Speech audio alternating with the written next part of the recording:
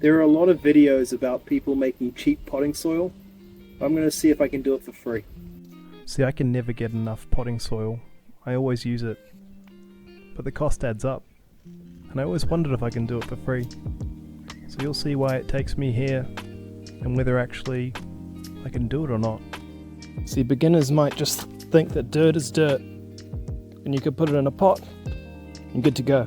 But in pots, conditions need to be different, and soil alone won't do. See, roots need oxygen, and to get oxygen there needs to be aeration in the pot. And after a while, when this condenses and clumps down, it gets muddy and compact. And this soil right here doesn't allow drainage. It looks good now, but after a while it'll get clogged up, it'll suffocate the plant. It looked fine when it was all bitsy and freshly out of the ground, but if we just simulate a bit of wear and tear and time and rainfall, you can see the contents of the pot has diminished a lot. It means that those air pockets have collapsed, and you can see what happens now. The water sits there, not nearly as good drainage as before, and barely dripping out. The other problem with pots not draining is that plant roots that are left wet too long can start rotting and get what's called root rot, which is very hard to treat and is often fatal.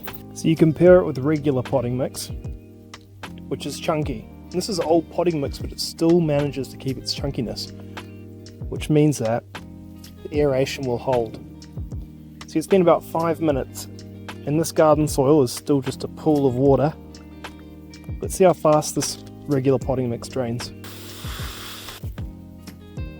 And a few moments later, we have the potting mix still wet, but definitely not pooling, and the garden soil completely compacted and a muddy mess. So what do commercial potting mixes use to improve drainage and not get the results that you get in that muddy situation you saw with just that garden soil? So a lot of them use things like perlite and bark mulch or sand, but if I'm like you, I don't have a lot of perlite just laying around or naturally available to me for free. So let's try some bark chips. These are about 2 years old. You don't want to use fresh bark chips because it can tie up nitrogen in your soil. Means that. So, wood chips and garden soil. Let's combine them, see what happens. Alright, let's test our new growing medium out. There's two issues with this. The wood chips is floated to the top, and we still have that muddy, cloggy, boggy, compacted mess on the bottom. So initially, the drainage looked like it went pretty good, but given time for the chips to rise to the top, the garden soil to go to the bottom, we end up with the same problem we found in the first place. Back to the drawing board. Let's do it.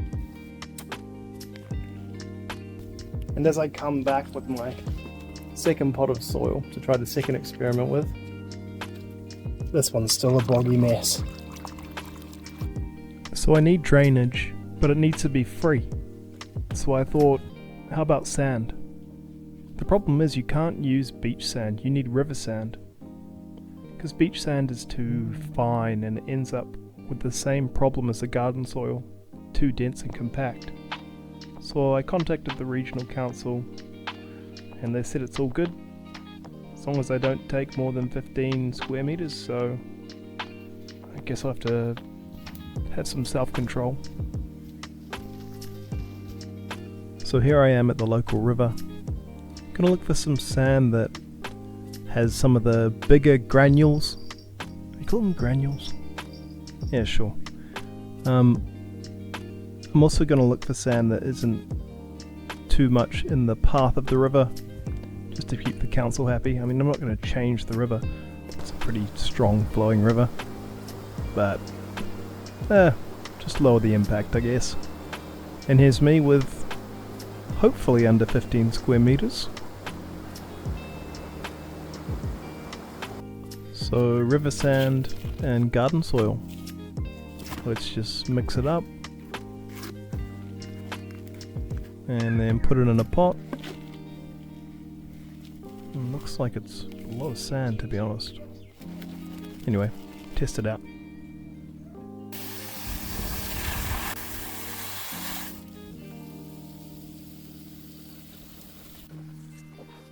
Whoops, looks like it's still pooling. Alright, I have another idea. Let's take that bark mulch mix and then the sandy soil mix, and let's see if this works. It's dripping out pretty good. The drainage looks nice. So let's run a test. Look at my regular potting soil on the store-bought potting soil on the left, and my new mix on the right. Oh, the drainage looks better. A bit muddy at the top, but looks okay. Alright, for the final test I'm going to plant some broccoli in both of these mixes. We'll see the results. I'll just use a fertilizer that everyone usually has. Just a bit of grass clippings. I'm sure everyone can get their hands on some for free.